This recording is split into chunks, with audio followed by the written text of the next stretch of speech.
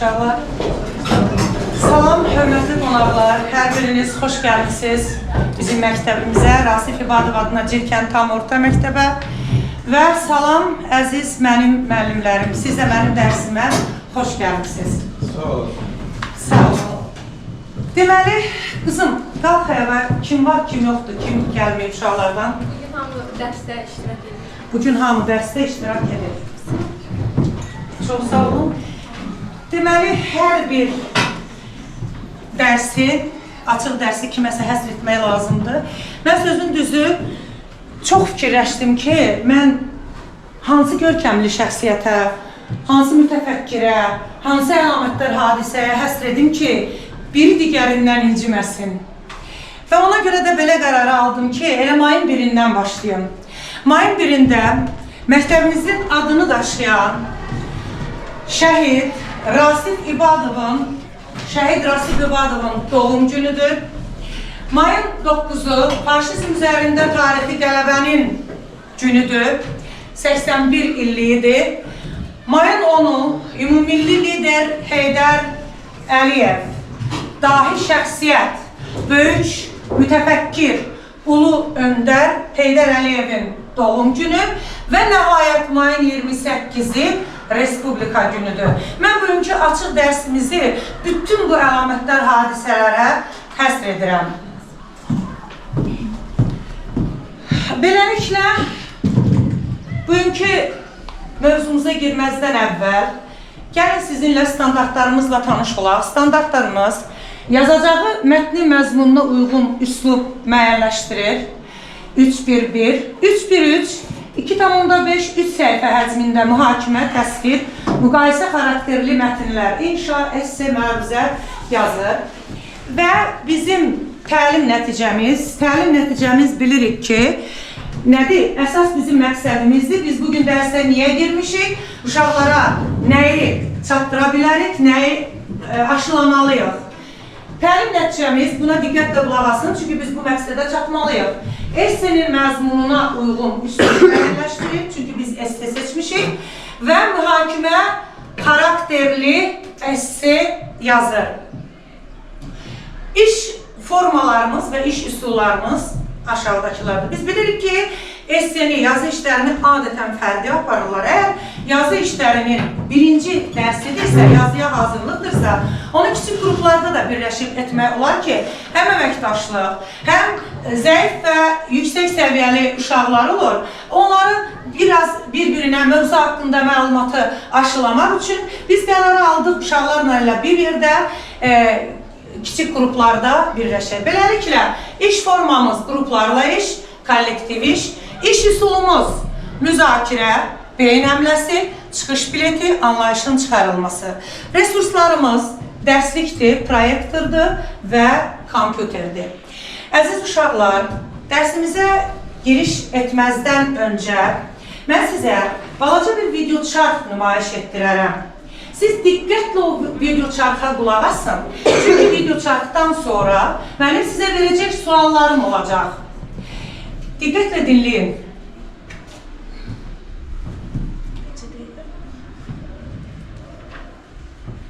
Biz əzəldən ta əbəd meydana gəlmişlərdəniz.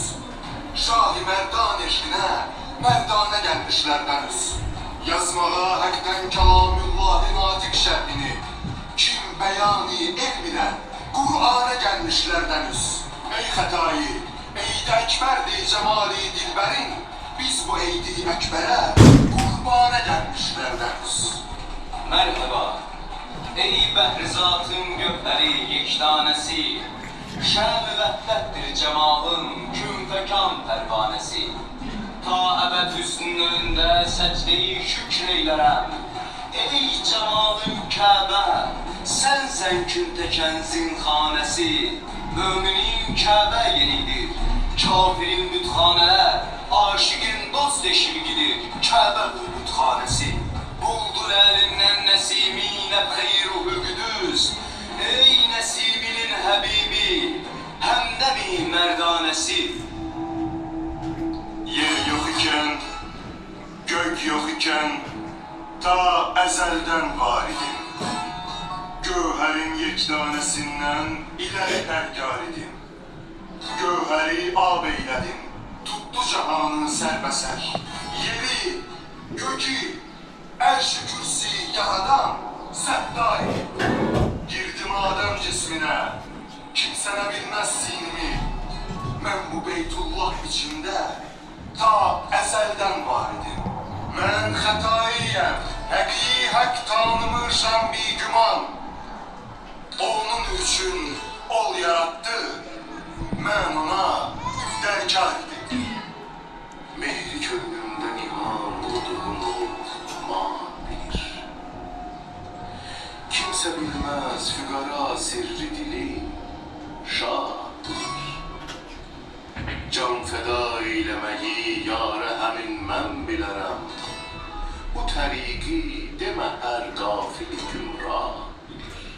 Nəzər-i lütfülük etmə Füzulidən kim, sənə sirrilə özün bəndi dərgah.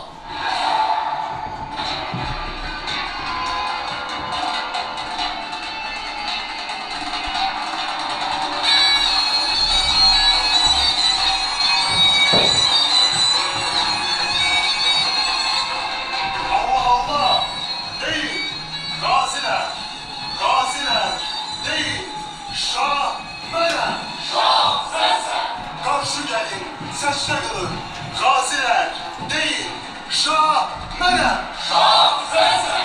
Uçmaqda tuti qurşuyam, ağır ləşkər ər başıyam. Mən sufilər yoldaşıyam, qazilər, deyin, şah mənəm. Şah sənsən. Qırmızı taçlı, bozatlı, ağır ləşkər nisbətli, Yusif Peyğəmbər sifətli. Qazilər, deyin, şah mənəm. Şah sənsən.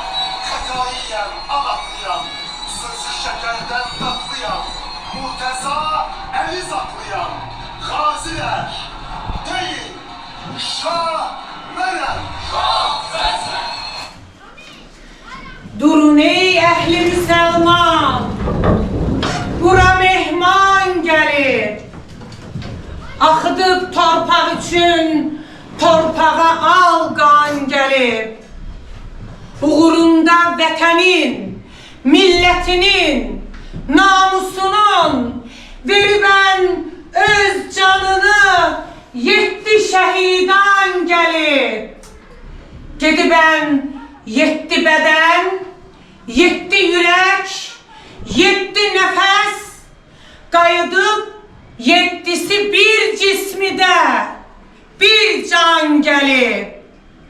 Qazanıb can qoyaraq nəşvi nüma, şöhrəti şan.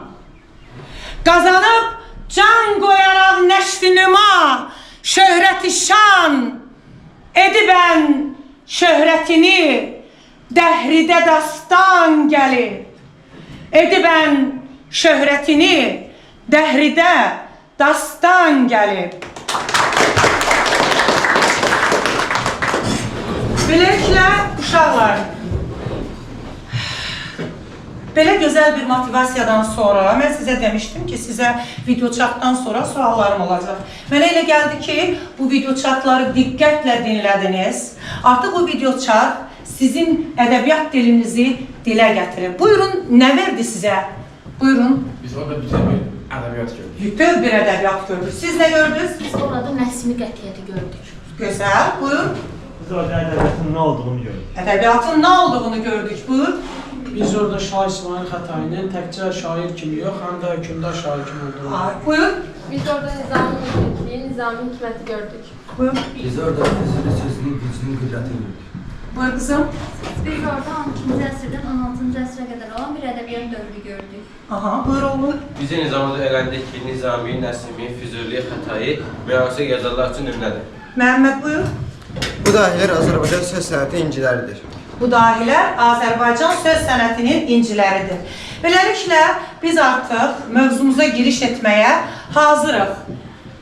Bizim mövzumuzun adı ədəbiyyat dərsləri mənə nə verdi? Bu mövzu ilə bağlı biz sizinlə inşa yazacağıq. Lakin bundan öncə gəlin tədqiqat sualımızla dərindən maraqlanaq. diqqət yetirək. Çünki tədqiqat sualının cavabını bilirik ki, indi almayacağıq. Tədqiqat sualı böyük bir körpü üçün 2 tağdır.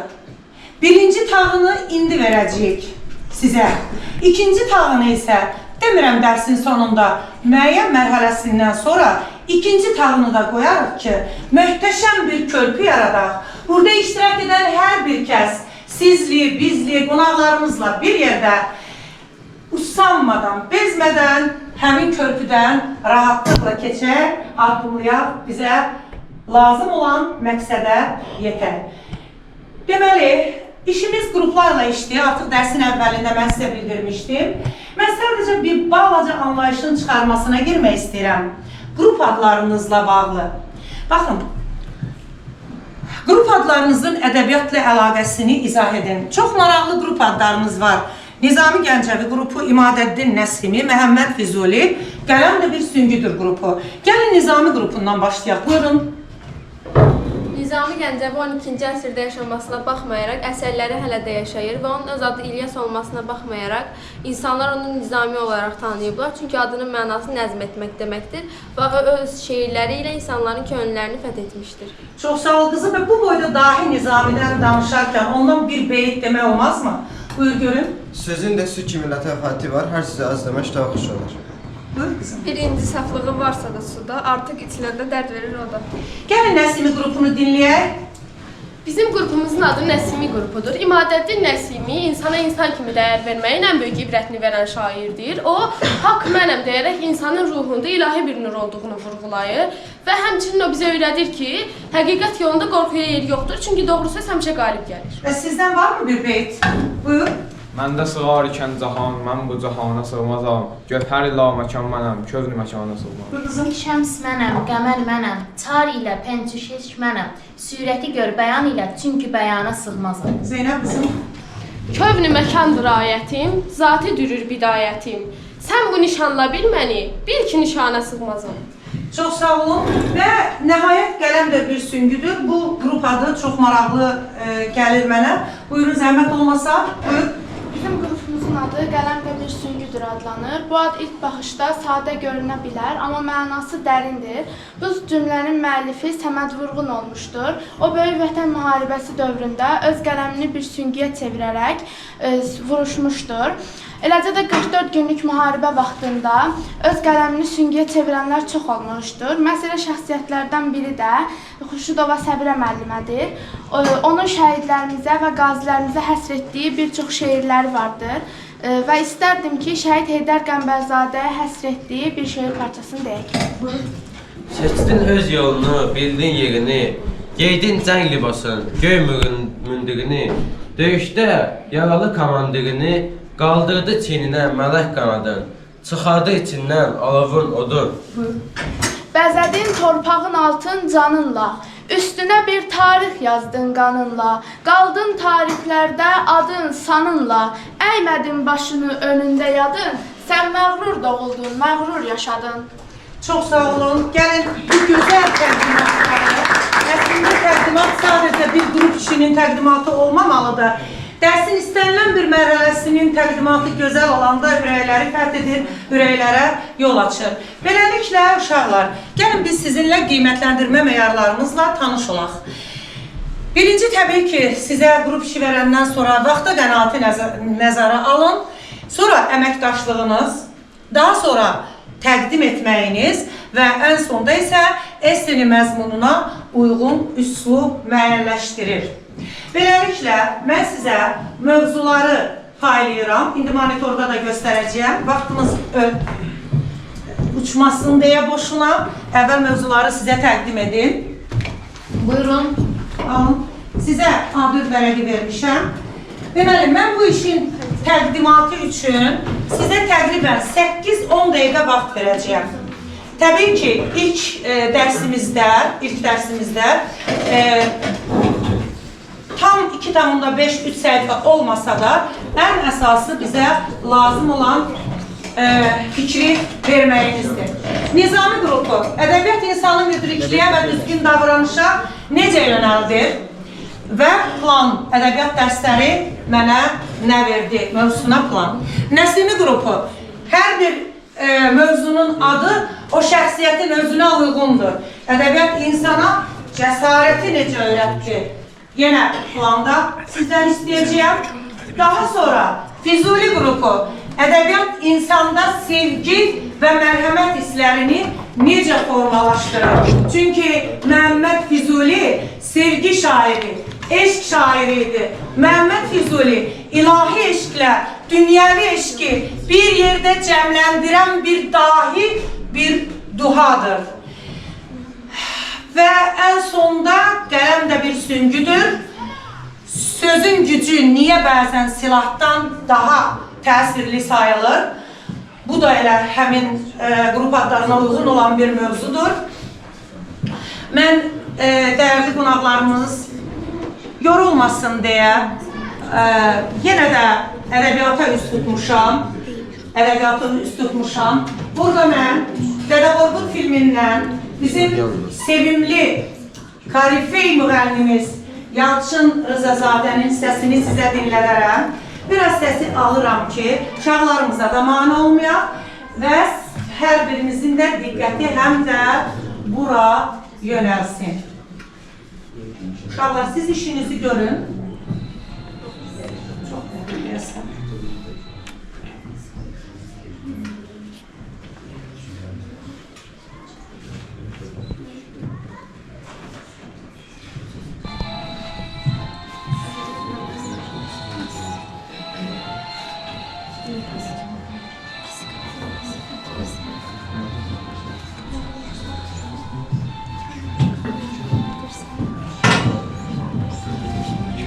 Çalışın, hamınız iştirak edin, çünki qiymətləndiriləcəksiniz.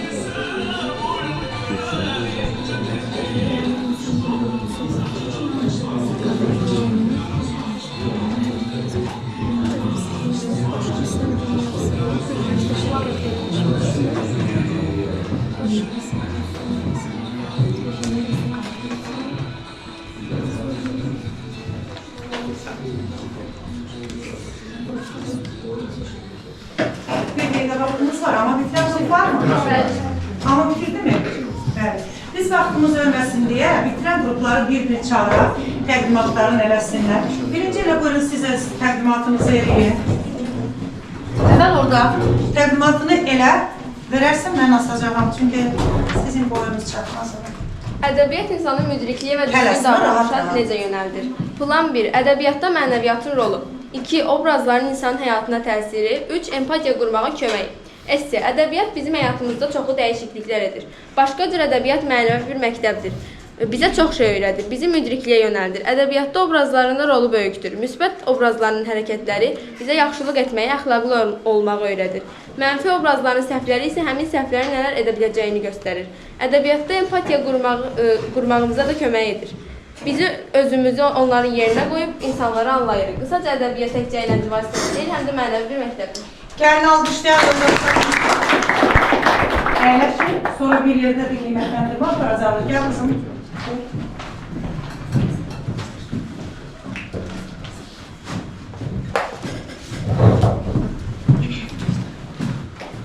Sözün gücü niyə bəzən silahdan daha təsirli olur? Fikri. Plan 1. Sözün gücü. 2. Sözün təsiri və nümunələri.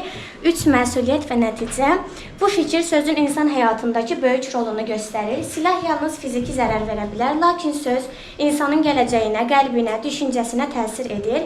Tarixdə və gündəlik həyatda sözün gücünü görürük. Bir xoş söz insanı ruhlandırır, onun irəli getməsinə kömək edir. Əksinə, düşünülməmiş və sərt sözlər isə insanı ruhdan salır, onun özünə inamını itirməsinə səbəb olur. Söz həm qurur, həm dağıdır. Nəticə olaraq söz böyük gücdür. Bu gücdən düzgün istifadə etməyi bacarmalıyıq. Sözü necə istifadə etmək isə insanın özündən asılıdır. Elə sözlər var ki, insanın qəlbində uzun müddət qalır. Yəni, insan bunu unutsa da bunun izi qalır. Təşəkkür edirik. Gəlsin. Və doğrudan da sözün gücü belə daha təsirlidir. Deyir, söz acı bir həbdir, söz şirin noğul. Sözünü iştahla alıb yesinlər. Hər kiçik, hər böyük məclisdə oğul. O qədər danış ki, danış desinlər. Təşəkkür ederim. Plan 1. Ədəbiyyat təkcə informasiya ötürücüsü deyil, həm də hisslərin ötürücüsüdür. 2. Empatiya və özgəsinin taleyini yaşamaq. 3. Ədəbiyyatda mərhəmətin müxtəlif çalarlarının təsviri. Esse. Fizika və riyaziyyat bizə kainatın qanunlarını izah edirsə, ədəbiyyat bizə qəlbin qanunlarını izah edir. Bir bədii əsəri oxuyanda biz müəllifin oraya qoyduğu kədəri, həyəcanı və sevgini öz içimizdən keçiririk. Biz oxucular qəhrəmanlarla birlikdə ağlayır, onlarla birlikdə sevinirik. Ədəbiyyat duyğuların dilidir. Ədəbiyyatın ən böyük möcüzəsi bizə məndən çıxıb biz olmağı öyrətməsidir.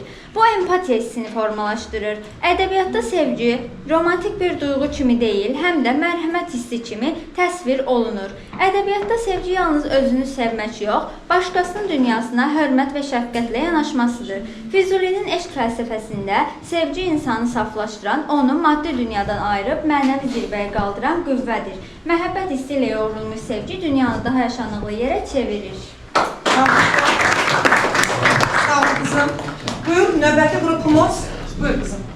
Xələsbədən, Məkdən, Aydın. Ədəbiyyat insana cəsarəti necə öyrədir? 1. Ədəbiyyatın insan həyatında rolu. 2. Oxucuda cəsarət hissinin yaranması. 3.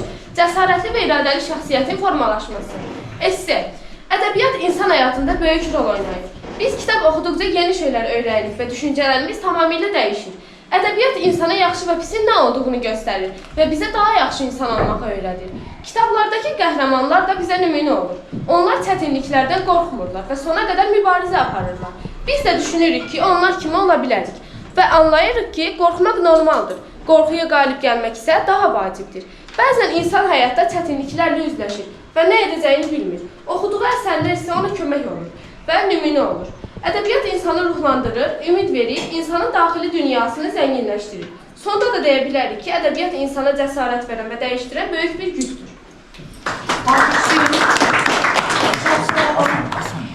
Gəlib çıxdıq təqdimatımızın, yəni mövzularımızın qiymətləndirmə mərhələsinə.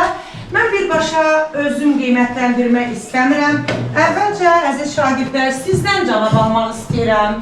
Gəlin özünüz, yoldaş qiymətləndirməsi kimi öz qrup yoldaşlarınızın təqdimatına diqqət yetirin. Görün, hələ heç olmasa Hər komandadan bir nəfər bir qrupdan danışsın. Buyur, bu qrup haqqında nə deyə bilərsən? Füzuli qrupu haqqında bəlkdən. Essenin adına uyğun aydınlaşdıra bildilər. Öz essesinin adına uyğun fikir verə bildilər. Aydın əyləş. Qızım, sən buyur, o bir qrup haqqında danış görüm, nə dedilər? Məncə onlar mövzu ilə esseni uyğunlaşdıra bildilər. Uyğunlaşdıra bildilər. Bəs daha nə elədilər? Fikirlərini anlaşıqlı ifadə edə. Anlaşıqlı ifadə edə bildilər. Buyurun, siz digər qrup haqqında Məncə də onlar öz fikirlərini aydın və anlaşıqlı şəkildə ifadə edə bildilər. Aydın və anlaşıqlı şəkildə ifadə edə bildilər. Sizin də bir qrup yoldaşı olaraq, bir şagird olaraq öz nəzərinizlə, öz baxışınızla qiymətləndirmə apardınız. Mən təqdirə layiq hesab edirəm, təşəkkür edirəm sizə və indi də mən istəyirəm qiymətləndirməyə başlayım. Hörmətli şagirdlər, baxın, mənim əlimdə 3 dənə markerdir. Mən bir markerdən istifadə etmək istəmirəm. Deməli, mən elə vaxta qənaət axıra qədər getmək istəyirəm, əməkdaşlıq, təqdimat. Vaxta qənaət baxımından biz hamımız şahidi olduq ki, hər bir komanda vaxta doğru, düzgün, hətta biraz da tez qənaət edib, işini işləyə bildi. Təbii ki, məzmun biz deyən qədər geniş məzmun deyil. Çünki 8-10 dəqiqənin içində bizə lazım idi bir fikir versinlər. Amma lazım olan məzmun 2,5, 3 səhifə həcmində biz evə verəcəyik, ondan sonra baxarıq ona. Və fərqi olaraq hər bir şagirdə. Deməli, vaxta qənaət baxımından mən hər bir qrupa 4-cü səviyyəni verirəm. Nəsimi qrupuna da, Nizami qrupuna da, deməli, hər bir qrupa 4-cü səviyyə ilə qiymətləndirirəm. Bəlkə də biraz səxavətli görürsünüz məni. İndi bu baxarıq yenə də. Bəli, əməkdaşlıq. Mən əməkdaşlığa da diqqət yetirirdim. Və baxdım, gördüm ki, doğrudan da o komandada qıraqda qalan heç bir şagird yox idi. Nəsimi komandasında. Elə Nəsimi kimi qətiyyətli olar öz sözlərini və təqdimatı da belə qətiyyətlə elədi. Ona görə də əməkdaşlıq baxımından tam rahat idi. Digər komandalarda da demək olar ki, yaxşı idi. Bəzi uşaqlar bir balaca faal deyildi. Mən əminəm ki, növbəti dərslərdə bunun da öhdəsindən gələcəksiniz. Hər bir kəs dərsdə iştirak edə bilər. Və digər komandalara mən istəyirəm 3-cü səviyyə ilə onları qiymətləndirim. 3-cü səviyyə ilə. Gəldik, çıxdıq təqdimatın aparılması. Mən elə gəlir ki, bütün uşaqlarımız təqdimatlarını təmiz, səlis, aydın edə bildi. Biraz tələskənlik var idi, biraz bəlkə də həyəcan var idi. Onu da inanıram ki, növbəti dərslərdə, növbəti açıq dərslərimizdə də onları yoluna qoyacaqlar. Ona görə də yenə biraz səxavət göstərim. Yenə də deməli, neynəyək? 4-cü səviyyə ilə qruplarımızı qiymətləndirər. Gəldi, essenin məzmununa uyğun üslub müəyyənləşdirir. Üslubu hər kəs müəyyənləşdirdi. Bizə nə verilmişdirsə verilmişdi, müəyyənləşdirdi. Amma yəni bəzi qruplar var idi ki, tam 4-cü səviyyəyə uyğun vermədi cavabı, amma buna baxmayaraq yenə də mən sizə 4-cü səviyyəni qiymətləndirmək istəyirəm. İnanıram ki, növbəti dərslər daha yaxşı olacaq. Gəlin bir özümüzü alqışlayaq. Alqışlayaq özümüzü. Və mən 3-cü qələmin nəyə görə idi? Deyirdim ki, 3-cü qələm, 4-cü səviyyələrin yanına nəsə əlavə bir şey edəcəyəm. İndi mən istəyirəm elə bu smayliklərlə 4-cü səviyyələri bir bəziyim. Belə, yapışmırsa eybi yoxdur. Elə qələmdən eləyim. Bir ulduz kimi bir şeylər, əl işim çox gözəldir. Çox qəşəngdir əl işim, nəsə bir şeylər düzəldək. Üstə gəlməklə eləyək. Buyurun uşaqlar. Baxın, özünüzü alqışlayın bir daha. Deməli, biz bu mərhələmizi də adladıq. Gəlin indi sizinlə keçək yaradıcı tətbiq etməyə. Deməli, mövzumuzu yazdıq. İndi yaradıcı tətbiq etmək üçün belə bir sualımız var. Ədəbiyyat dərsləri mənə nə verdi sualına bir cümlə ilə, çox cümlə yox. Sizə mən orada kağızlar qoymuşam. Bir cümlə ilə fikirlərinizi yazın, verin mənə və kim qurtardı, vaxt ölməsin deyə qurtaran kimi gəlin. Biz burada bir fikir ağacı qurmuşuq. Yenə mənim gözəl əl işimdir, orada çəkmişəm və sizin fikirlərinizi o ağacdan asacağıq. Hələ ki biz o ağacı yalnız bir gövdə kimi görürük, bir də budaq kimi. Onun meyvəsini görmürük, çiçəyini görmürük, ləçəyini görmürük, gülünü, qönçəsini görmürük. Onu da sizinlə tamamlayarım. Kim hazırdırsa gələ bilər. Buyur qızım, əvvəl təqdim elə sonra alsaq. Ədəbiyyat mənə içində gizlənən həqiqətlə üzləşməyi öyrətdi. İçində gizlənən, bəli. Əyləş qızım, daha kim? Buyurun, buyur qızım. Tələsmədən fikrini ifadə elə. Ədəbiyyat minlərlə fərqli həyatı yaşamadan qazanan təcrübədir. Minlərlə fərqli həyatı yaşamadan qazanan nədir? Təcrübədir. Kim gəlir? Buyur qızım. Ədəbiyyat mənə insanların həyatından başqa hisslərini, duyğularını hiss etməyi də öyrətdi. Çox gözəl. Bəli. Yəni empatiya qurmağı öyrətdi. Sonra kim gəlir? Gəl qızım. Ədəbiyyat mənə dünyanı sevməyi deyil, dünyanı dərk edərək və başa düşərək sevməyi öyrətdi. Çox sağ ol. Qəşəng. Alqışlayın yoldaşınızı. Gəl qızım. Bəli, tez biraz, tez biraz. Vaxt ölməsin, biraz tez. Ədəbiyyat Kim mənə gələcəksə, insanların ağzını o tərəfdən hisslərini gəlsin. anlamağı, ən əsası isə yaxşı ilə pis ayırmağı öyrətdi. Aha, gözəl. Təşəkkür edirik. Alqışlayın yoldaşınızı. Ədəbiyyat mənə empatiya qurmağı öyrətdi. Kitablardakı qəhrəmanların taleyini izlədikcə mən də öz fərqli düşüncələrimi başladım. Alqışlayın. Qəşəng. Buyur qızım. Ədəbiyyat mənə susaraq da danışmağı öyrətdi. Baxın, nə gözəl. Ədəbiyyatda bu hansı ifadə vasitəsidir? Susmaq və danışmaq. Təzad. Alqışlayın. Baxın, susaraq danışmağı öyrətdi. Baxın, susaraq danışmaq çox gözəl fikirdir. Buyurun. Ədəbiyyat dərsləri mənə tək bir dünyada deyil, minlərlə fərqli dünyada yaşamaq cəsarəti verdi. Minlərlə fərqli dünyada yaşamaq cəsarətini verdi. Qəşəng. Kim gəlir daha? Bəlkə yekunlaşdıraq? Ədəbiyyat mənə başqalarının səssiz fəryadını duymağı və öz həqiqətini sözün sehri ilə ifadə etməyə verdi. Başqalarının səssiz fəryadını. Bəli, çox gözəl fikirdir. Və indi gəlin, mən ədəbiyyatçıyam deyə sözüm bitmir mənim.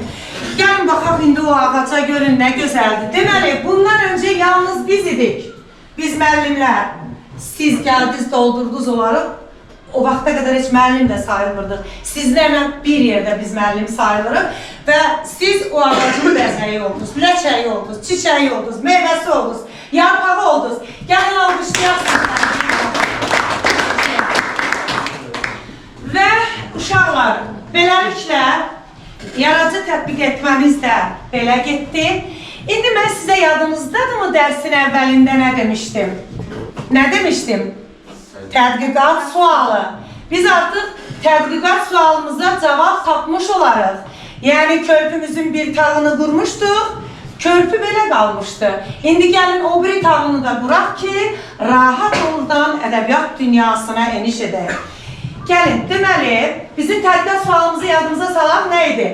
Ədəbiyyat dərsləri insanın həyatına necə təsir edir və niyə vacibdir? Kim cavab verər? Buyur. Ədəbiyyat insanı düşündürür, hiss etdirir və dəyişdirir. Düşündürür, hiss etdirir və dəyişdirir. Buyur. Ədəbiyyat gözəlliyi sözü tapmaq, dilin zənginliyi və fikirlərimizi daha mükəmməl şəkildə ifadə etmək deməkdir. Aha, qəşəng. Buyurun. Kim daha? Buyur. Ədəbiyyat bizə real həyatı öyrətdi. Real həyatı. Hələ də mən sənə real deməyi öyrədə bilmədim. Royal həyatı öyrətdi. Bu da maraqlıdır. Buyur. Ədəbiyyat dərsləri insanın həyatına sadəcə bilik vermir, həm də ruhu məmarlığını verir. Qəşəng. Varmı yenə cavab verən? Buyur və sonlandıraq. Bəs sizə ədəbiyyat nə verdi? Bəs mənə ədəbiyyat nə verdi? Mənə ədəbiyyat nələr vermədi ki? Mənə ədəbiyyat həyatın özünü öyrətdi. Mənə ədəbiyyat Cəfər Cabbarlının Sevili kimi yıxılıb təzədən ayaq üstə durmağı öyrətdi. Mən indi həyata iki pəncərədən baxıram. Bir pəncərədən öz baxışımdır. Öz baxışımdan baxıram. İnanın, o pəncərədən yalnız dar bir cığır görürəm. Keçilməz, dar, ucu görünməyən bir cığır görürəm. Digər pəncərə isə Nizami pəncərəsi, Füzuli pəncərəsi, Nəsimi pəncərəsi, Xətai pəncərəsi, Vurğun pəncərəsi, Sabir pəncərəsi, Şirvani pəncərəsi, Byron, Shakespeare pəncərəsidir. Hansı ki, o pəncərədən mən nəhəng bir ümman görürəm. O ümmanda Füzuli eşqi ilə dolu, Nəsimi qətiyyəti ilə, cəsarəti ilə dolu, Xətai qüdrəti ilə dolu, Füzuli eşqi, Nizami hikməti ilə dolu, Sabir tənqidi, Shakespeare faciəsi ilə dolu bir gəmi sahilə yan alır. İnanın ki, mən əminəm, o gəmi sahilə tam yükü ilə gedib çıxa bilər. O gəmi bilsəniz kimdir? O Səbrə müəllimə gəmisidir. Və o dahilər mayak olub o gəminin sahilə çıxmasında Səbrə müəlliməyə yol göstərəcəklər.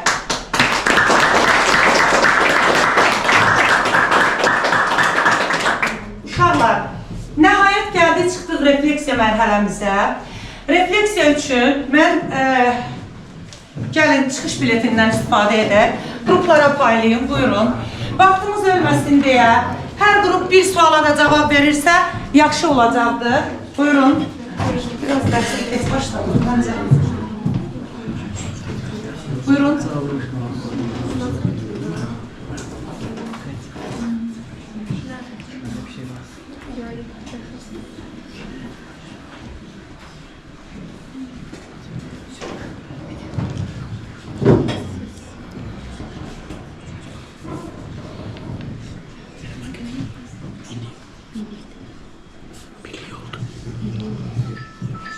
Yaxşı uşaqlar,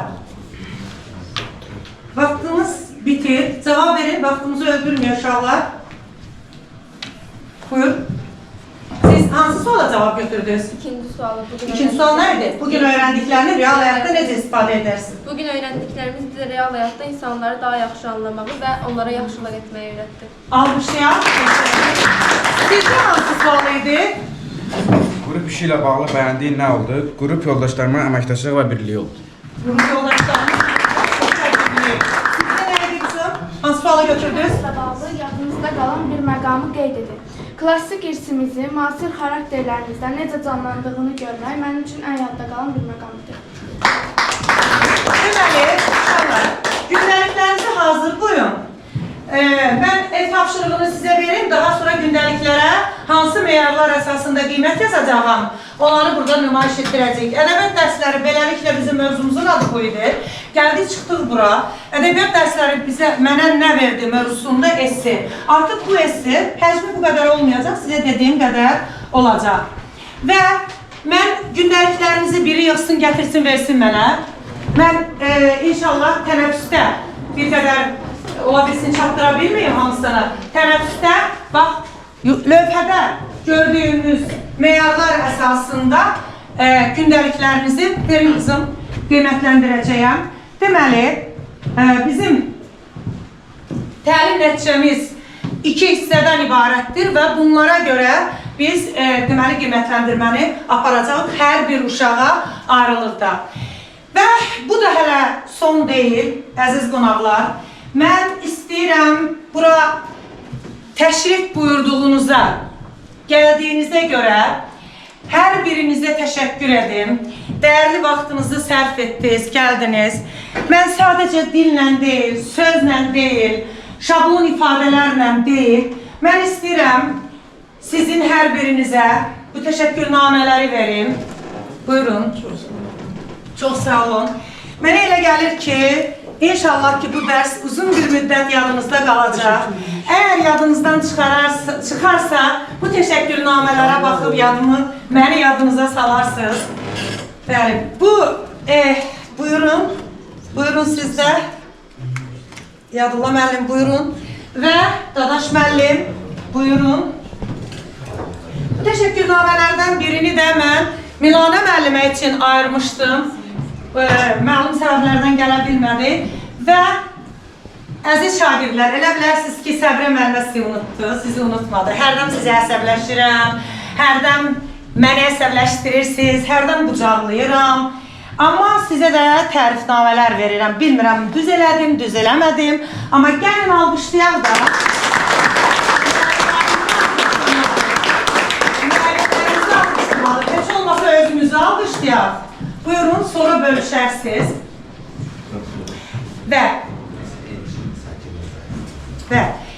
əziz müəllimlər, əziz şagirdlər, mənim üçün çox xoş olub sizin burada iştirakınız. Və elə bilirəm ki, nəyisə çatdıra bildik, fikrimizi çatdıra bildik. Əslində mənim öz içimdə o qədər böyük bir ədəbiyyat var ki, 45 dəqiqə deyil. İnanın, saatlarla mən danışsam, sözüm bitib tükənməz. Amma hər şeyə bir vaxt var. O vaxtı bizdən asılı olmayaraq, əvvəla vaxtımızı öldürməyək. Bu vaxt bizə bir dəfə verilir. İkinci də vaxtımızdan səmərəli istifadə etməyi bacaraq. Bir daha